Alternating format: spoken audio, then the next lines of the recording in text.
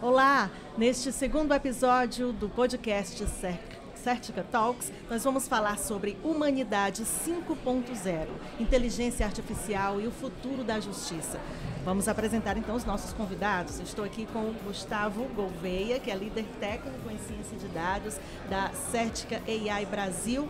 Gustavo de Paula, Country Manager da Certica AI Brasil. E o nosso convidado especial, palestrante aqui do Enastic, Gil Giardelli, professor global, escritor, inovador da quinta era, roboticista, eticista. Gil, você tem um currículo extenso, né? Esse daí é meu irmão mais velho. Prazer estar aqui, obrigado pelo convite, uma honra, parabéns pelo trabalho que vocês estão fazendo, fantástico. Obrigado, Gil. Uma honra tê-lo aqui com a gente. Como eu te falei aqui nos bastidores, é um projeto novo que a gente lança, que é o nosso podcast, um projeto muito aguardado, estávamos ansiosos por fazê-lo e muito especial tê-lo aqui junto com a gente no nosso segundo episódio, marcando essa inauguração. Então, obrigado mais uma vez pela presença. Não, eu que tenho que agradecer e eu levo muito a sério que você é o que você compartilha, então vou compartilhar com pessoas como vocês, excelente. É sempre um presente. Então vamos iniciar entrando no tema, Humanidade 5.0. Gil, explica pra gente que conceito é esse e como a inteligência artificial se aplica nessa nova fase da humanidade. Na verdade, ele foi um trabalho que começa com o governo do Japão, com Shinzo Abe, que durante 8 anos foi o primeiro-ministro, líder, né, japonês. E tinham várias áreas ali de trabalho, uma delas era assim, isso é mais ou menos a fala de Shinzo Abe, né? O capitalismo, ele não podemos deixar ele enlouquecer e ele tem seus erros porque ele é o sistema mais humano que nós temos. Então, o Japão tinha ali uma relação com a China, né? uma diferença de mares e assim, e eles entendiam que se eles não cuidassem do capitalismo, eles poderiam regredir como sociedade democrática, como uma sociedade que nasce no pós-Segunda Guerra Mundial. E aí os pontos mais importantes foram que eles diziam também que ou o mundo era de todos ou não seria de absolutamente ninguém. Só que o todos naquele conceito eram todos os terráqueos. Então foi a primeira vez que você sai do movimento acadêmico ali de Humboldt, né, de pensamento de Gaia, de falar no mundo de negócios e de iniciativa, de iniciativa privada e pública, de falar nisso. Foi uma tríade entre as principais empresas japonesas, entre a academia japonesa e também o governo, né, para falar sobre... e um dos pontos que eles colocaram que é a educação de alto impacto desde a primeira infância. Que vai sobrar emprego para as pessoas, empregos de 5 dígitos, mas que a gente precisava preparar as pessoas desde ali a primeira infância. Então eles levaram isso muito a sério, muitos países levam isso como uma política pública, né? E aí foi rebatizado como Sociedade 5.0. Porque ele fala de uma sociedade 1.0 que foi agrícola, na verdade o começo da cultura, depois agrícola, né, depois industrial, depois digital, e essa sociedade humanizada que pela primeira vez ela não coloca a Revolução Industrial 5.0, ela coloca os seres humanos e os terráqueos no centro. E eu acho que isso faz parte desse momento, né, do trabalho que vocês estão fazendo aqui no Brasil, de quando você tem, né, rapidez no processo, a justiça sendo, né, justa e rápida, você cria essa sensação de uma sociedade 5.0. Deixa eu só fazer um paralelo aqui, Gil, que é um dos pontos de intersecção da teoria e da tua apresentação com os nossos objetivos e propósitos da Certica, não só no Brasil, mas no mundo onde a gente está operando, né? Então, a Certica é uma companhia que desenvolve soluções de IA generativa para resolver problema de negócio, né? E o segmento de justiça é o nosso segmento prioritário hoje no país, né? E como norte da instituição, a gente pegou aqueles 17 objetivos socioeconômicos das Nações Unidas, elencamos 4 como prioritários e nortes da companhia. E um deles, que a gente mais fala aqui, é aquele 16º, se eu não me engano, que fala de paz, justiça e instituições sólidas, né? E quando a gente vai ver a aplicação disso na realidade, se a gente não tiver o ser humano como centro dessa discussão, os resultados são viesados, né? A gente não tem ali o resultado que é justo, baseado ali nas necessidades de cada população, de cada instituição e de acordo com as leis já pré-determinadas de cada território. Então, essa é uma intersecção super bacana que eu quero deixar aqui. Além de ter a aplicabilidade, a ganho de eficiência, enfim, a gente nunca pode ter ali o cidadão como o ser humano como centro dessa discussão. E quando a gente fala de justiça, a gente tem uma ampla margem de discussão, que é a aplicação dentro do território brasileiro. E a gente falou no podcast anterior que o grande problema hoje da justiça no Brasil é o volume que se tem hoje de processos, de denúncias, enfim.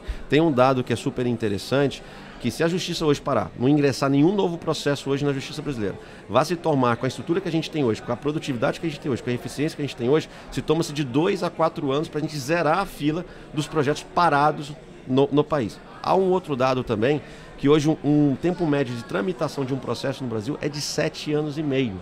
Né? Então eu quero trazer essa discussão, e aí eu convido o Gustavo Gouveia para dar um pouquinho mais de aplicabilidade da IA generativa hoje no país de casos reais, onde a gente tem impactado muito o cidadão e que está correlacionado com o conceito da tua palestra da Humanidade 5.0, né? E a gente tem o cidadão como centro da discussão. Vocês acompanham, Gustavo, essa evolução e a aplicação dessas tecnologias nas empresas, nos ministérios públicos? Com toda certeza, Sabrina. Um ponto assim muito interessante que eu queria comentar, até mesmo disso que o Gustavo mencionou. Aqui a gente está falando do contexto de ministérios públicos. Então toda essa discussão, todo esse evento que nós estamos aqui, ele é voltado para a parte de promotores de justiça. O promotor de justiça, ali o que ele é? Ele é a voz da vítima, digamos assim, perante a sociedade, né? Ele vai estar fazendo o papel ali de auxiliar a justiça como sendo a voz da vítima. E nesse contexto em específico, como que entra a inteligência artificial generativa nesse auxílio ali da população? Justamente focado, Gil, no que você comentou, de colocar o cidadão no meio, né? Trazendo uma justiça mais célere, mais rápida, mais precisa em cima disso. Com relação a partes práticas, como que a gente consegue fazer isso de uma maneira mais prática? Depois, posso até te mostrar ali, Gil, nós trouxemos aqui alguns casos que já estão em produção, em utilização em 2 ministérios públicos que temos trabalhado, o Ministério Público do Rio Grande do Sul e o Ministério Público do Mato Grosso.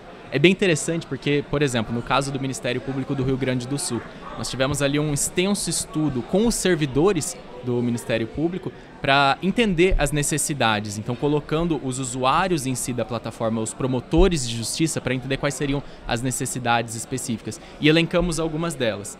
Por exemplo, a parte de processamento de depoimentos. Você tem ali depoimentos de vítimas, de testemunhas, de interrogados, de possíveis acusados ali, e como você consegue, de uma maneira mais rápida e precisa, identificar padrões nesses depoimentos. Você conseguir transcrever, fazer análise de sentimentos, contradições, vieses cognitivos, elencar teses defensivas, elencar insumos para julgamento para o promotor, conseguir ali depois perante o juiz e já saber o que fazer na prática com relação a esses depoimentos, como você relaciona isso com processos. Então é muito interessante a gente ver essa utilização na prática e a adesão em si dessas ferramentas. Como eu comentei, a parte do Ministério Público do Rio Grande do Sul, o que a gente trouxe aqui também é uma solução já homologada, então ela foi testada, validada e aprovada ali pelo Ministério Público. A gente conta atualmente com mais de 8.000 depoimentos já transcritos pela plataforma, isso dá em torno ali de 900 horas já de transcrição. Então são 900 horas onde o servidor ele não precisou necessariamente ali estar analisando, verificando toda essa parte do depoimento. Ele teve auxílio já de toda a parte dessa tecnologia 5.0 ali para transformar e dar uma celeridade maior ali nos processos. Então é bem bacana ver como isso já está acontecendo ali na prática, como esse futuro que a gente comentou e tudo mais, ele já é algo ali do presente, né? Os ministérios públicos conversam entre si para dividir essas experiências e mostrar o que está dando certo, o que pode dar certo para o outro também? Muito boa pergunta, Sabrina. O que acontece? Atualmente o CNMP ele tem justamente essa proposta, essa ideia de como eu consigo centralizar esses desenvolvimentos. Hoje no Brasil nós temos vários ministérios públicos fazendo diversas ali ferramentas de forma apartada. E a Certica, como que ela vem com relação a tudo isso? Trazendo justamente uma proposta de uma unificação em áreas específicas. Por exemplo, essa parte de processamento de depoimentos é uma necessidade de todos os ministérios públicos. Então nós olhamos essa necessidade específica ali, construindo baseado no Ministério Público do Rio Grande do Sul e fizemos toda um hub de soluções ali, de microserviços para conseguir aplicar isso em outros ministérios. Até mesmo aqui agora no evento nós trouxemos esse acesso para outros ministérios, para que eles consigam subir seus dados, testar, validar nessa solução que já está em utilização ali. Gil, gostaria que você falasse sobre os desafios éticos e legais nessa questão da inteligência artificial e sua aplicabilidade, desafios que ainda precisamos enfrentar. O primeiro desafio, eu até estava conversando com um amigo aqui do Ministério Público, ele está fazendo um doutorado sobre inteligência artificial. Então é muito bacana ver, já passamos da fase que eram só pessoas de tecnologia que faziam doutorado em inteligência artificial. Quando você conversa com esse doutor, né, com esse promotor público, você vê o interesse que ele está fazendo de entender, porque é claro que a nossa ferramenta é fantástica, mas também o entendimento que ele tem de ver a história, para onde nós vamos.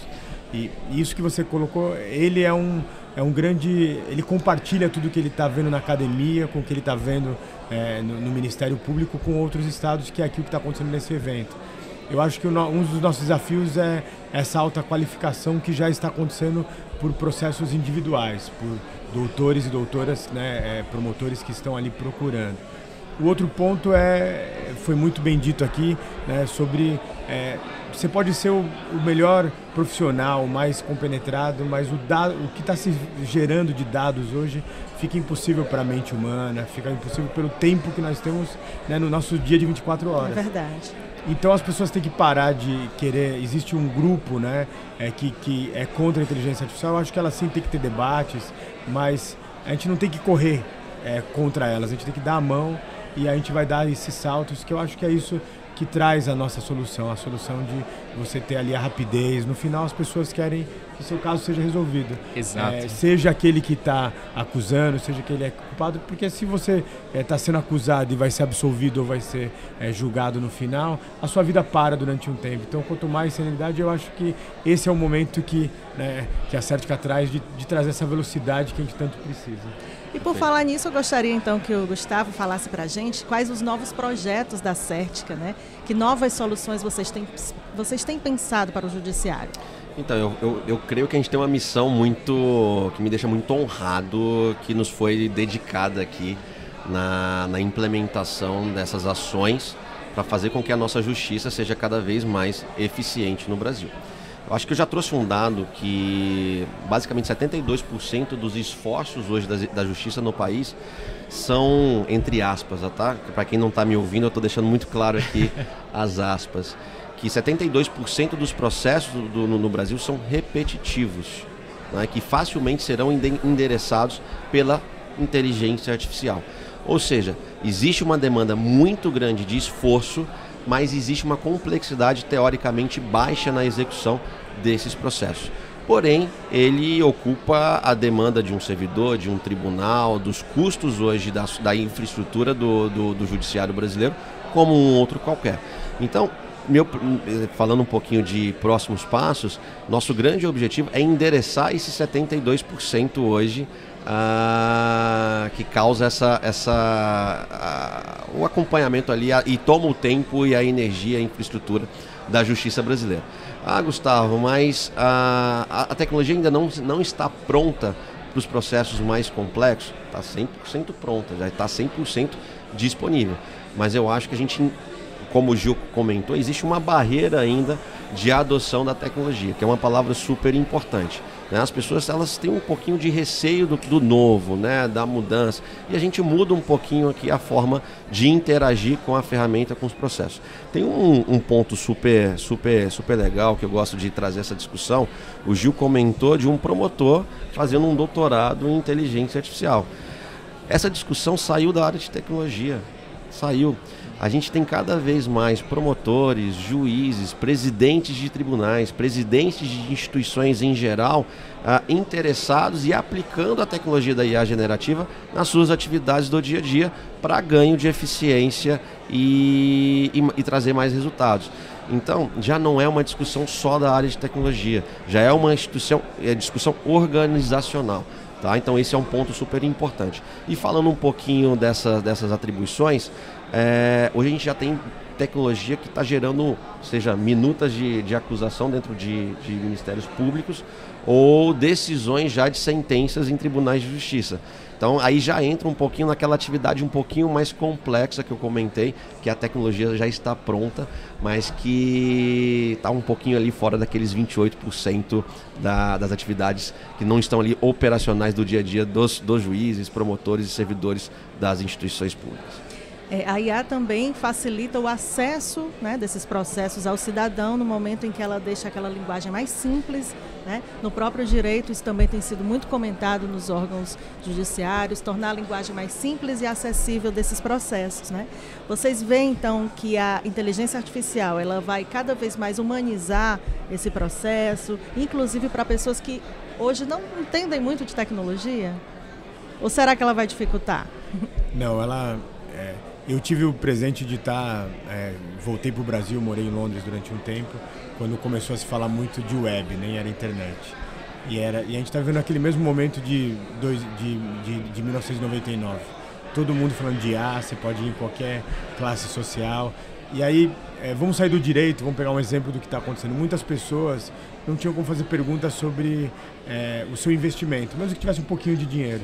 Então você está vendo as classes mais emergentes usando IAs para perguntar assim, eu tenho aqui R$100, o que eu invisto, como que eu faço?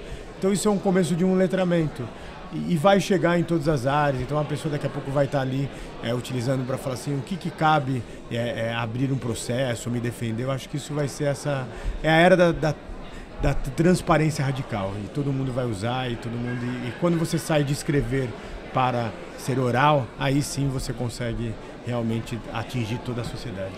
Eu costumo dizer que a gente está vivendo a grande revolução depois da revolução da internet.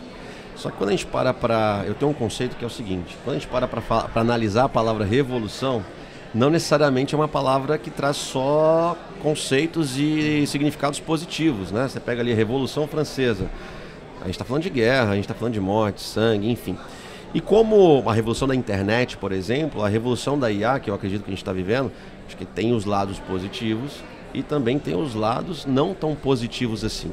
E eu acho que é uma responsabilidade nossa, e aí eu vou comentar um pouquinho de adoção, de orientação, para enfatizar ali os pontos positivos e direcionar a adoção dessa IA para que os pontos positivos sejam reforçados. A gente está falando, por exemplo, e aí, Sabrina, voltando ao teu ponto, a gente está falando aqui de desenvolvimento de software através da IA generativa para pessoas que nunca desenvolveram um código sequer. A gente está falando aqui de aplicações novas aplicações que estão sendo desenvolvidas sem zero code, né? Que são as aplicações no code. Né? Então, o Gustavo tem muito conhecimento sobre isso, e isso traz um poder para o usuário bastante grande que pode ser utilizado pelo bem e pelo mal. E nossa grande missão aqui é direcionar essa adoção para feitos que impulsionam a nossa sociedade, lembrando, né? Sempre com o ser humano ali como centro dessa discussão. Gustavo, dá alguns exemplos para a gente, então, dessas aplicações com foco nos direitos humanos, na promoção da igualdade. Sensacional, sensacional, pessoal. Um ponto bem importante para comentar com relação a isso que o Gustavo comentou, com isso que você também comentou, Sabrina. A Certica, Gil, ela tem um padrão de desenvolvimento que é feito em 3 etapas. É uma metodologia própria da Certica, que a gente tem a parte de, primeiro, fazer o enablement da tecnologia, ou seja, a gente primeiro chega no órgão e tem toda uma explicação com relação a esse órgão, com relação às necessidades específicas ali na área jurídica. Por que disso, Sabrina? Para a gente justamente conseguir entender a necessidade não só de quem vai estar utilizando ali no dia a dia, mas do motivo que vai estar utilizando. Que nem a gente tinha comentado, né? No caso dos ministérios públicos, no final ali na ponta, o beneficiário final é o cidadão. Então o que vai chegar é pro cidadão. Então toda vez que a gente está falando ali com o promotor, que ele fala, ok, a minha necessidade é eu entender que no processo que chegou para mim é só o Tribunal de Justiça me falando que eu tenho uma audiência preliminar daqui 3 dias. Eu só preciso dar um aceite com relação a isso. Ele está já prevendo a necessidade do cidadão no final, que ele vai ter que comunicar ao cidadão com relação a essa audiência. Então, isso vai chegar de alguma forma para o cidadão. Como que a CERTIC atua com relação a isso? A gente primeiro tem esse entendimento de toda essa etapa ali que está acontecendo. Depois disso, nós temos a parte de implementação, né, de todo esse entendimento perante ali a instituição. E depois nós temos a parte do transform, que é justamente como a gente vai colher esse feedback ali de como está sendo utilizado para transformar ali a sociedade, chegando a impactar depois ali no final a vida do cidadão, que vai ter uma resposta mais rápida, uma resposta mais precisa, profissionais que são mais focados em realmente processos que são mais complexos, né, que são aqueles 28% que o Gustavo comentou também. Então a gente tem muitos casos em cima nesses sentidos. Deixa eu tentar traduzir aqui para a gente falar de um caso prático real. A gente tem o Tribunal de Justiça do Estado de Minas Gerais. E a gente costuma falar, eu que não sou do segmento de justiça, que há as terminologias do jurídico, né? Que é quase um idioma próprio, né? Agora imagina uma pessoa que não vive esse contexto, a dificuldade que ela tem de entender o que está sendo dito com aqueles termos técnicos. Então a gente fala aí de linguagem simples, acessível, né? Acessível. O Tribunal de Justiça do Estado de Minas Gerais tem uma aplicação onde, por WhatsApp, que é uma ferramenta que basicamente todo cidadão possui, acessa ali, tem um fluxo de comunicação direto com o tribunal e basicamente com o número do processo, ele mantém ali um fluxo de comunicação. Então ele consegue saber onde está aquele processo, o que está acontecendo naquele processo, só que não com o juridiquês, mas em linguagem faz simples. Uma tradução. Isso aí. Aí eu vou me colocar como exemplo. Esses dias meu pai recebeu uma resposta de um processo sobre dívida ativa, ele está na dívida ativa, ele recebeu o processo, a gente não sabia, eu me incluo nessa, a gente não sabia se o resultado final era um resultado que se esperava ou um resultado negativo. A gente não entendia ali, precisávamos de ajuda para fazer essa tradução, né? Então essa é uma aplicabilidade onde a gente coloca para qualquer cidadão, por exemplo, do estado de Minas Gerais, onde ele consegue ter acesso ali ao status do seu processo em linguagem natural que é facilmente compreendida. Isso é sensacional. Gil, eu gostaria que você falasse da colaboração que precisa haver entre empresas, sociedade civil, governos, para que a inteligência artificial realmente impacte de forma positiva. Olha, nós estamos vivendo uma mudança de era como nunca visto desde a Segunda Guerra Mundial.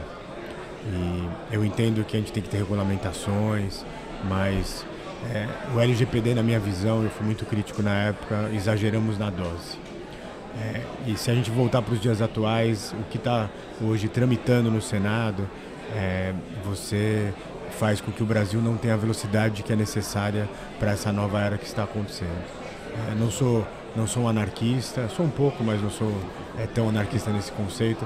Eu acho que a gente tem que ter regulamentações, debates, mas não pode ser só um debate que seja para defender um grupo, né, único. A gente tem que pensar como nação. E a nossa nação está num momento de fricção, de pessoas pedindo de um lado mais transparência, de outros querendo um retrocesso. Então, eu acho que está na hora da gente fazer um novo pacto social como nação, como país, para que a gente possa compartilhar isso com todos os brasileiros.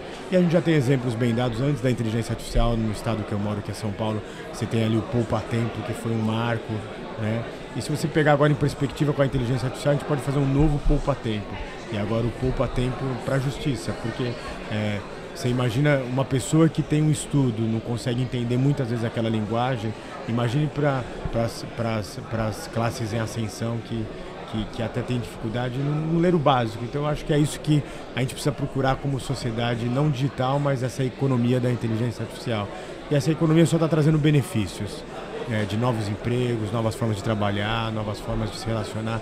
Então eu acho que o nosso grande desafio é o tamanho da injeção que a gente vai fazer dessa regulamentação. Então você recomenda que as empresas invistam em IA e busquem essas novas ferramentas? Como eu disse, é a maior janela de prosperidade da nossa era.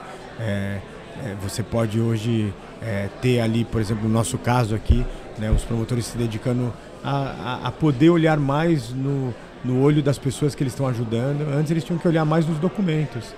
E agora é ali ir lá na plataforma, falar assim, me dá aqui o que foi discutido isso nos últimos anos. Eu acho que isso vai sobrar mais tempo para a humanização. Porque não é o que está acontecendo hoje, porque é tanto caso que você não consegue nem direito olhar para as duas partes, o que está ali requisitando algo e aquele que está se defendendo. Eu acho que está na hora da gente voltar àquele direito mais humano e a tecnologia vai nos dar isso. Alguma orientação, alguma resposta da qual eu não perguntei, que vocês gostariam de acrescentar? Eu só gostaria de reforçar o que o Gil comentou. A gente passa a alocar os investimentos e as estruturas já existentes de uma forma mais inteligente, né? Então o promotor ele mais conectado com a necessidade da vítima, o juiz mais conectado com a necessidade do cidadão e não fazendo uma sumarização de um documento para compor isso dentro de um processo.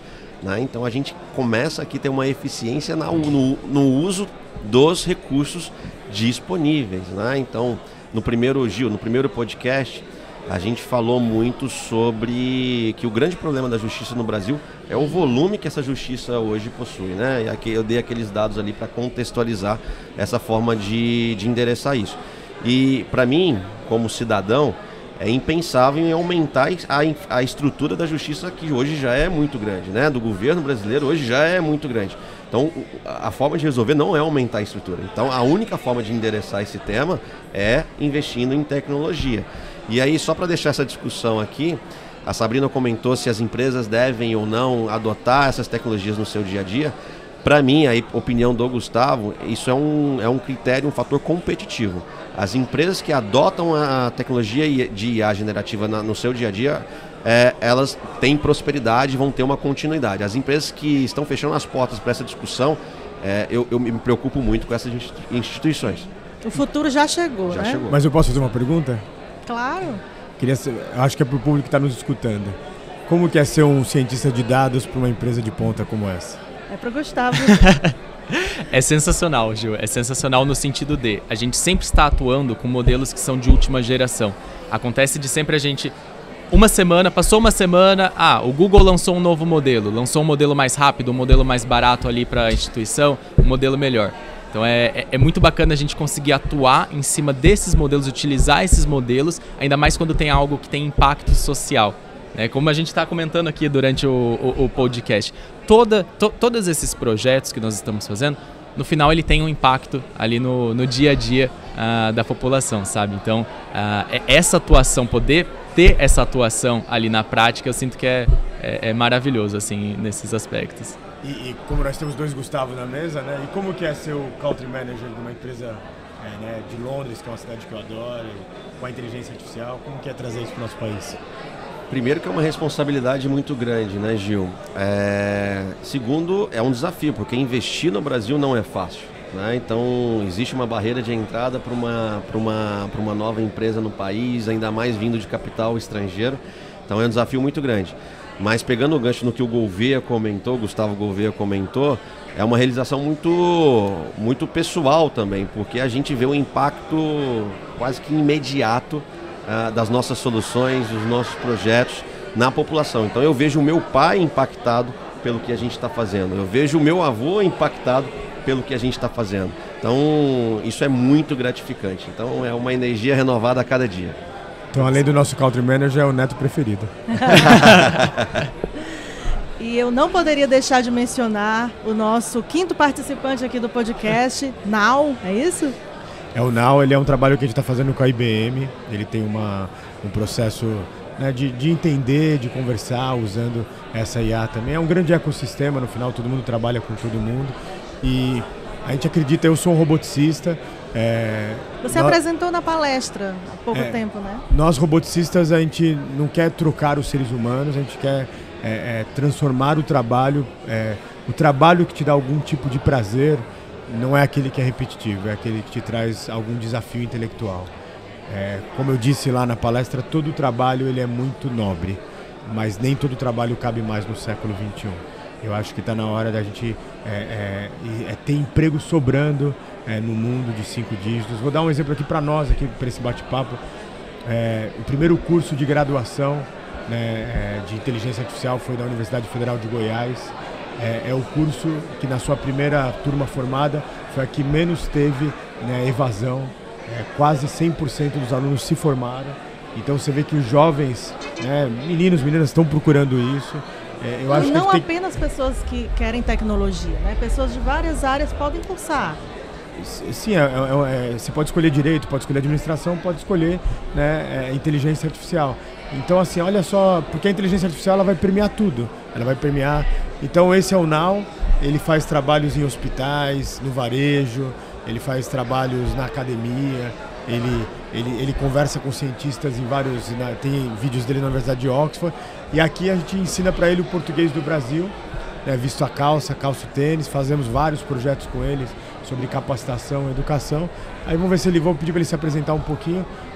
Ele tem um comando de voz que ele entende a minha voz, mas como tem muito ruído aqui, eu já deixei embarcado, porque senão ele não entende, mas ele acabou de falar que está pronto. Saudade de você. Saudade de você. Olá, meu nome é Reinaldo. Eu sou um robô humanoide projetado e fabricado pela Aldebaran Robotics e trabalho na 5R. Eu venho com um software e sou totalmente programada.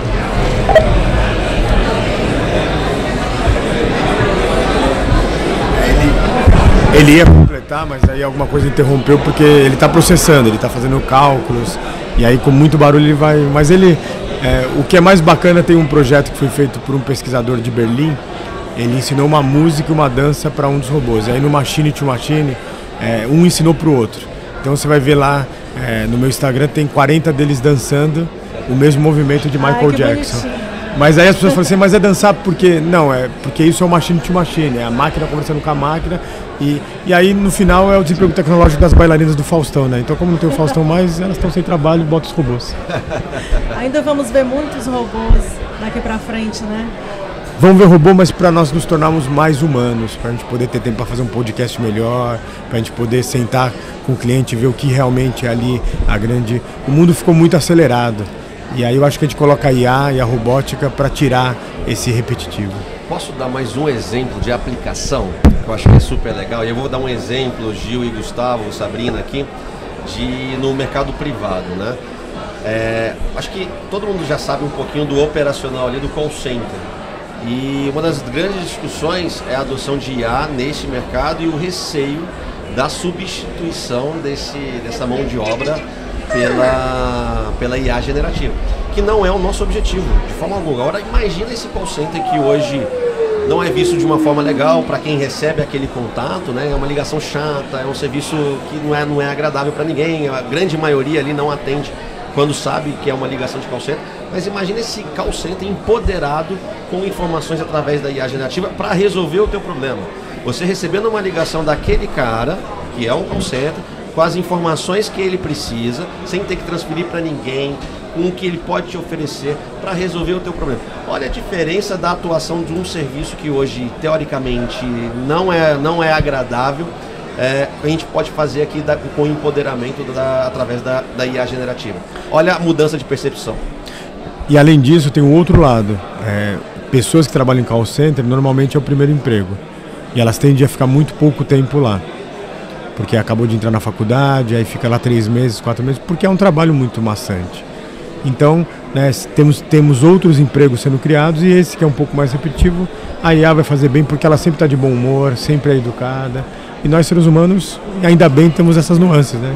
Não é todo dia que a gente vai estar tão bem. É isso, Gil. Como é que as pessoas podem acompanhar, então, o que a Certica vem fazendo com relação à IA?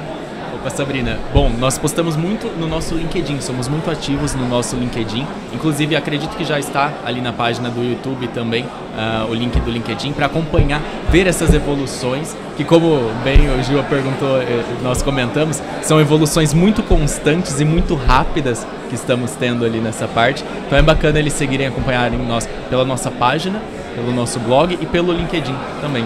Certica.ai. Perfeito. Nos sigam, né? E acompanhem esses conteúdos que, gente, a gente está recebendo o Gil aqui, né? Então, conteúdo de altíssimo nível, muita qualidade e esse tipo de conteúdo que a gente compartilha dentro das nossas páginas. Gil, muito obrigada por aceitar o nosso convite, estar aqui conosco. Tem alguma mensagem final sobre esse futuro da humanidade conectada? Como dizem nos metrôs de Londres, no Tube Station, mind the gap. E contrate a Certica. Fechamos com chave de ouro, pessoal. Sensacional. Vocês não percam o próximo podcast, hein?